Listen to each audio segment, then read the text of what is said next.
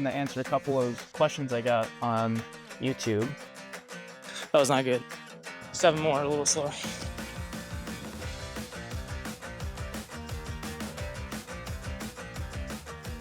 Now the biggest question for today is, can I get through these shitting myself? Waking up early to hit the track this morning. It's like end of March now, and weather's warming up. It's gonna be like 90 something today, so I'm trying to shift my schedule back and hit the track nice and early before it gets hot out, the sun's out. But I'm not used to it yet, and I'm tired this morning. It's gonna be an early one. But got a fun threshold kind of session lined up. 2-mile warm up, 2-mile repeats into some short rest 500s. So like 500 on, 30 seconds off, 500 on, then a little cool down. I was thinking about the workout. I call it a threshold session. Some people might use the phrasing like critical velocity, maximal lactate steady state. There's all sorts of like different words that people use to describe kind of the same general idea of sustainable and recoverable work that's still high intensity, high quality.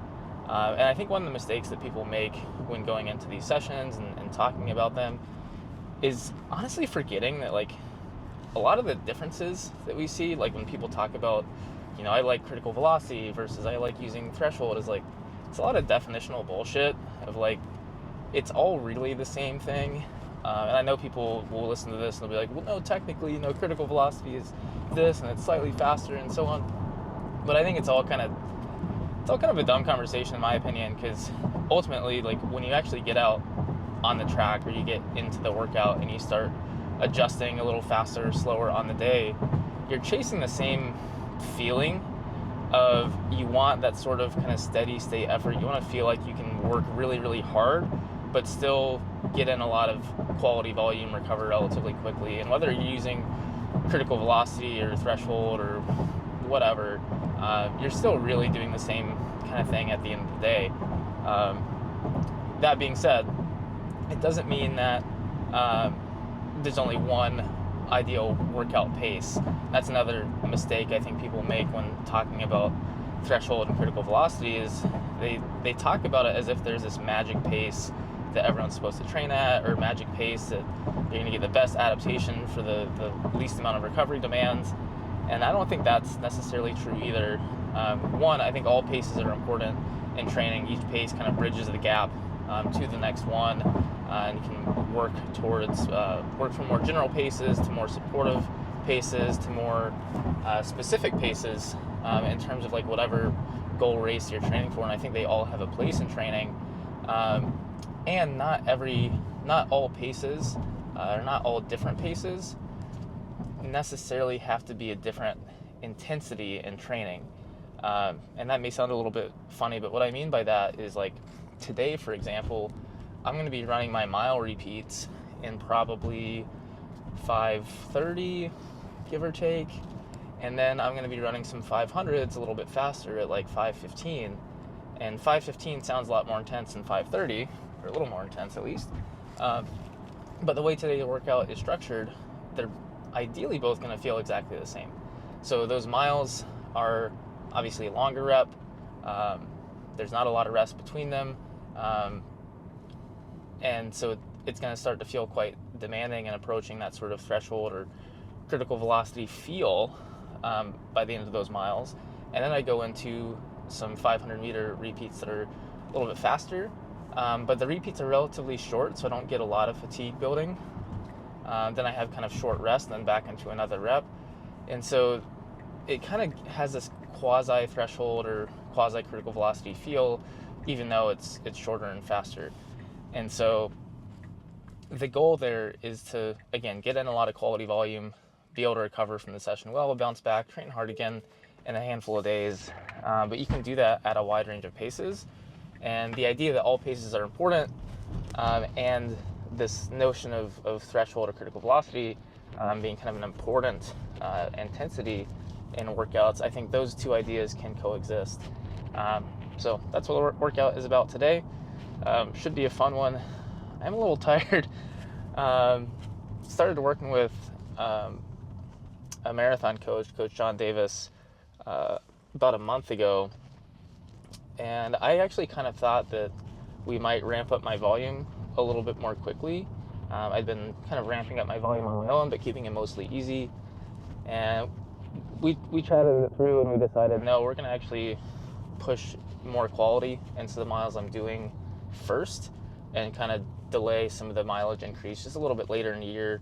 The marathon, we're now 9 months out. We still have a good amount of time left. So we're going to see kind of what sort of fitness we can squeeze out of between 60 and 70 miles a week. Hit 67 last week. I'll probably be maybe 65 this week. And so these weeks, even though the volume is more moderate, they're getting pretty challenging. Often 3 workouts in a week, which is a lot for me at that volume. And then we'll probably chase some bigger weeks later on. So this will probably be one of the toughest, if not the toughest, 60-plus mile week I've done. Yeah, I love this spot. This track feels good. It's got like a little bleacher area. Nice. The only thing I wish these tracks had like a porta potty or bathroom. I know. Oh my god, it's brutal.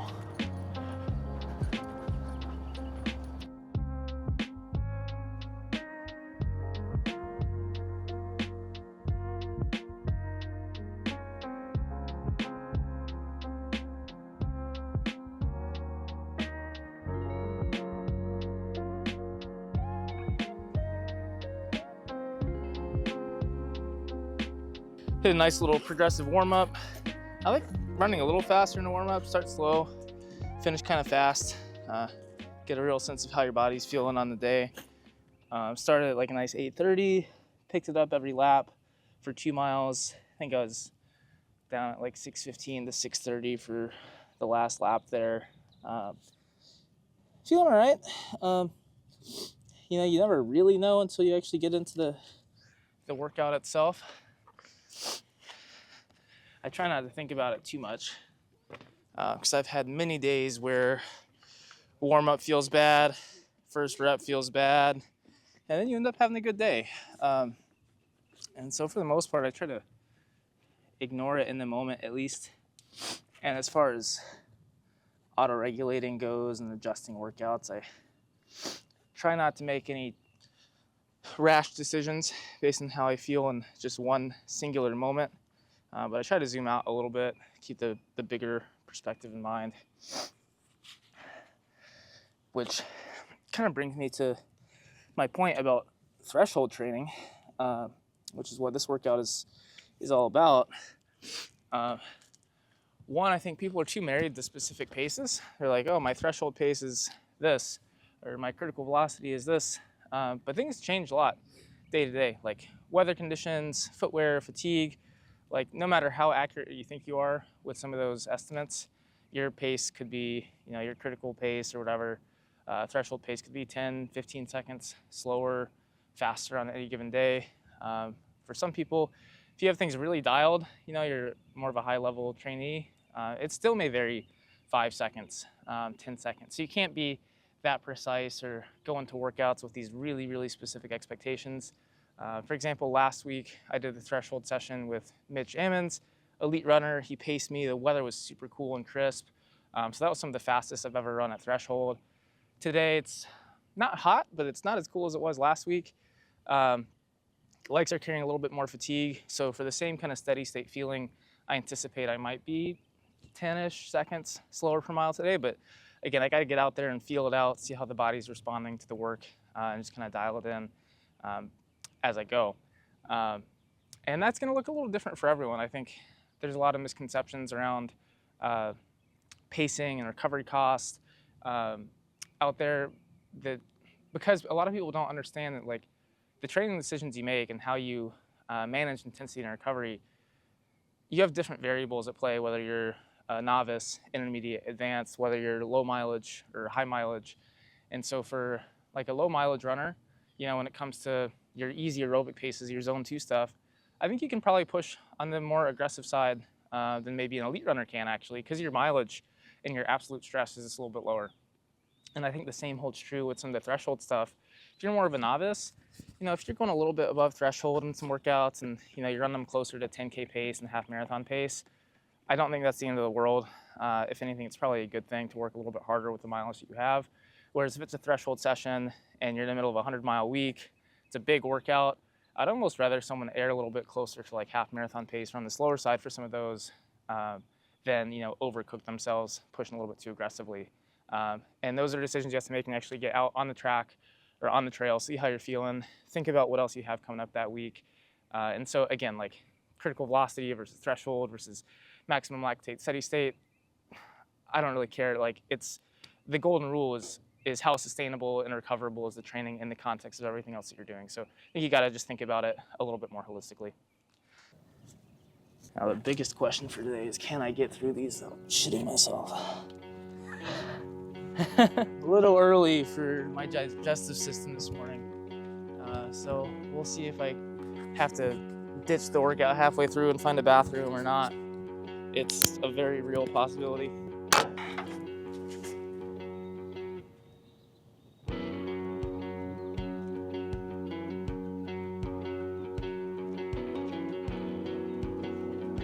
All right, 2 miles to the 524, 400 meter float recovery into a 529. It's a little hot. The overall pace, I think, is okay. My biggest mistake and what I'm working on is not going out of the gate hard on that first lap. So I think I opened at like a 510 pace, then settled, ran the 524. Only second workout in these shoes, and when you start running, they just feel so fast. Kind of pushes me to go a little bit harder than I should. But the hardest part's done. 2 miles, 524, 529. Now I got 8 by 500 with a very short 30-second rest between. Should be a little bit faster than what I just did, but probably not by much, honestly, because I already went out a little hot. So if I can hold 520 on these short rest 500s, I'll feel good about it. Got 8 of them. They can go pretty quick.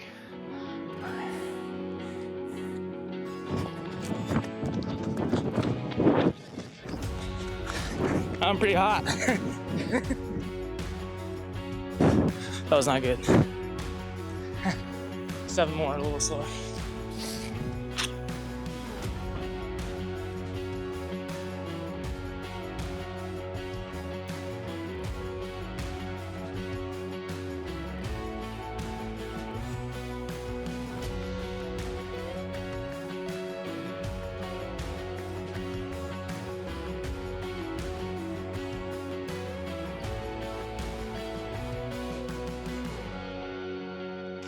Ran the first 500 too fast. I think coming off a break after the miles, had about 2 minutes off, and was feeling pretty good. I was pleased with the fast miles, so excitement got to me. I ran the first 500 way too fast. I looked down at the 400 meter mark, had to run it in like, I think I was in like 445 pace, which is not threshold for me at all.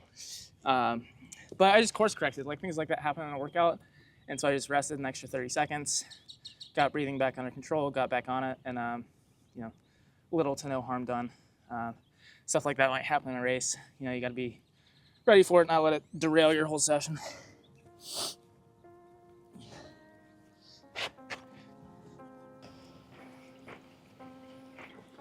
Got to punch in the notes in Strava before I forget. Oh, it's fresh in my mind. Yeah, sometimes on a 10-mile day like this, doing all 10 miles on the track, a little mind numbing, so getting a warm up or cool down or something out on the road just to mix it up. Feels good.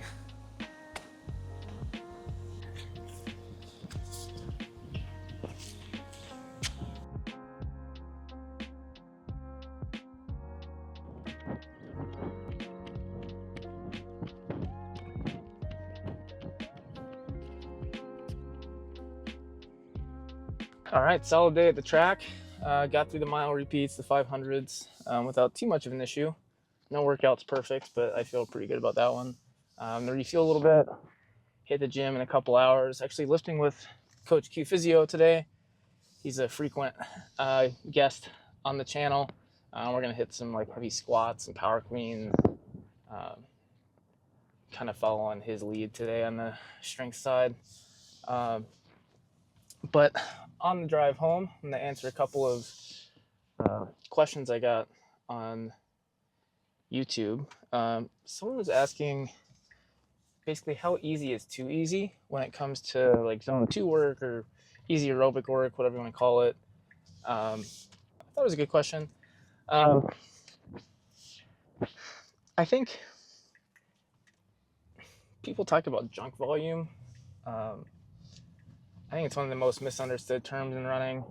Sometimes people talk about junk volume as like work that is unnecessarily slow and that kind of thing. And on one hand, I agree with that you want to squeeze as much adaptation out of your workouts as you can.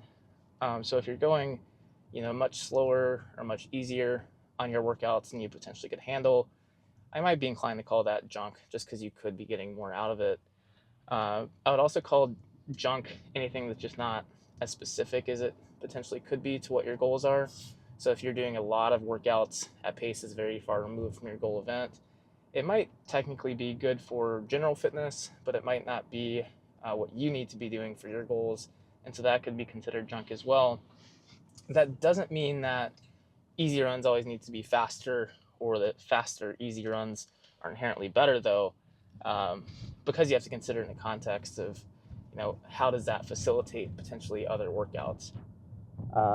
What I always come back to in training is, are you able to progress the most specific workouts in your program at a reasonable pace? Are you making progress in the workouts that really, really count?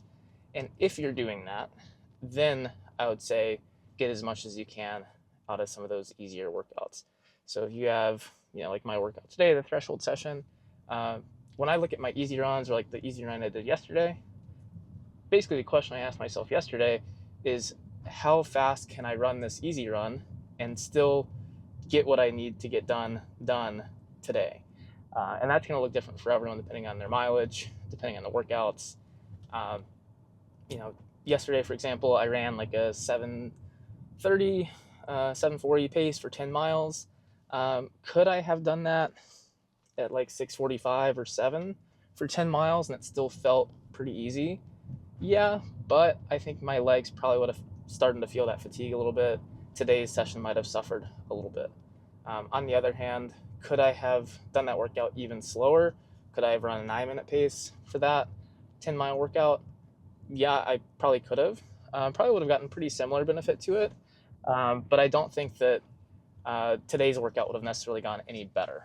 I think that 7:30 for me was kind of the sweet spot where, I went slow enough that today's workout went really, really well.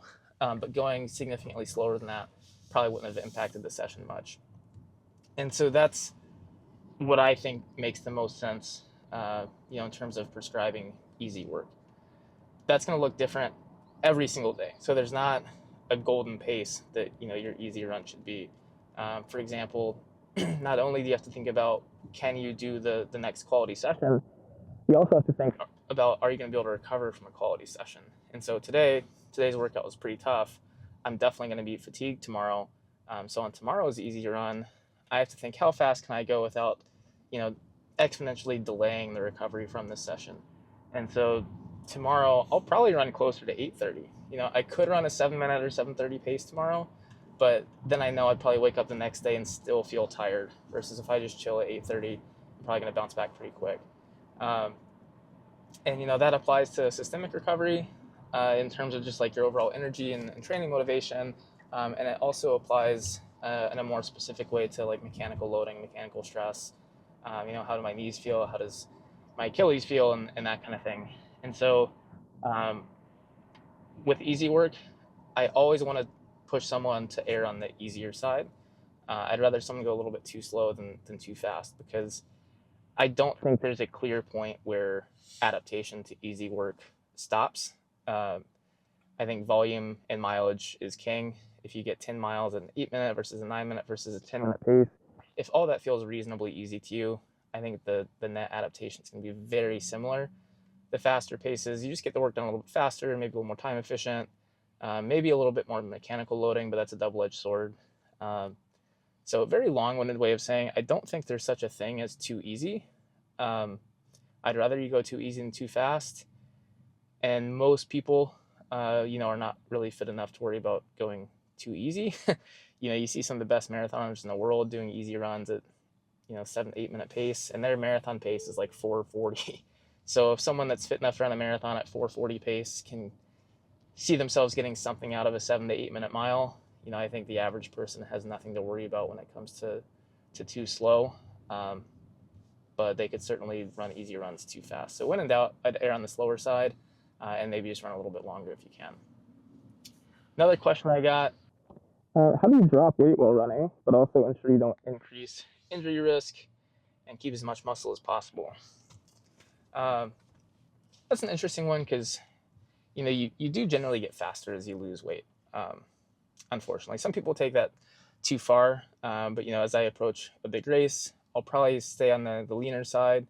Every pound that you lose, people say you're gonna shave 2 to 5 seconds per mile off of your race times.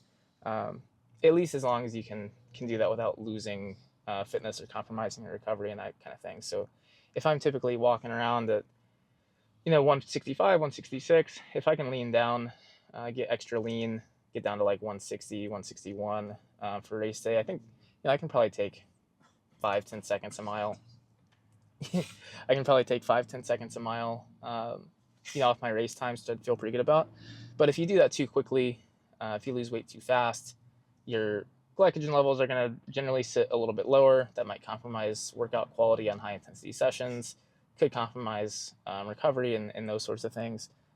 So there's a balance to be struck in terms of like rate of weight loss, when you want to lose the weight potentially.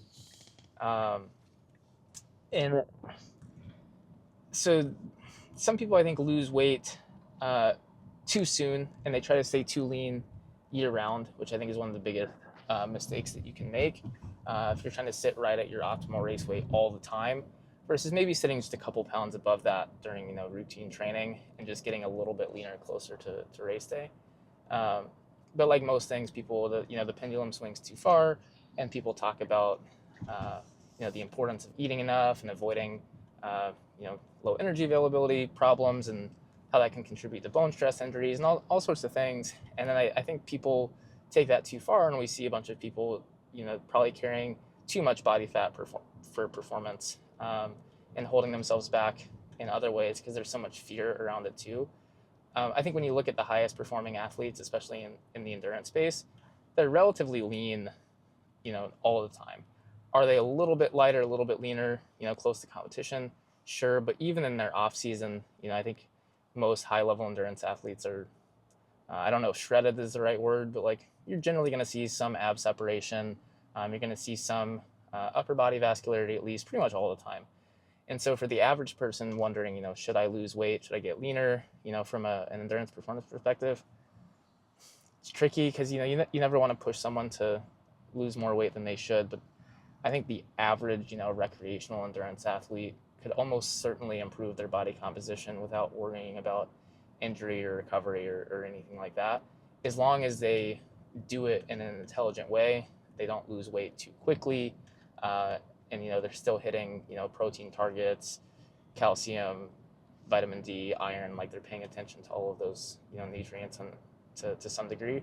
I think most people could get relatively shredded without it being much of a problem. So exactly what that looks like most things, going to be different for everybody. I generally don't like seeing athletes lose more than about 0.5% to 1% of their body weight week over week. Anecdotally, that's where I see people tend to see some compromised performances. You see that golden rule pop up a lot in sports performance at like 0.5% or 500 calorie per day deficit. Is it a hard and fast rule? No. I think there are cases where you could lose weight a little bit more quickly than that and there not be a big injury risk. If you're carrying a lot of extra weight, I think you can certainly lose weight a little bit faster, at least for a short period of time, before you start to suffer any consequences. Two, I think if you're generally, metabolically healthy, good metabolic flexibility,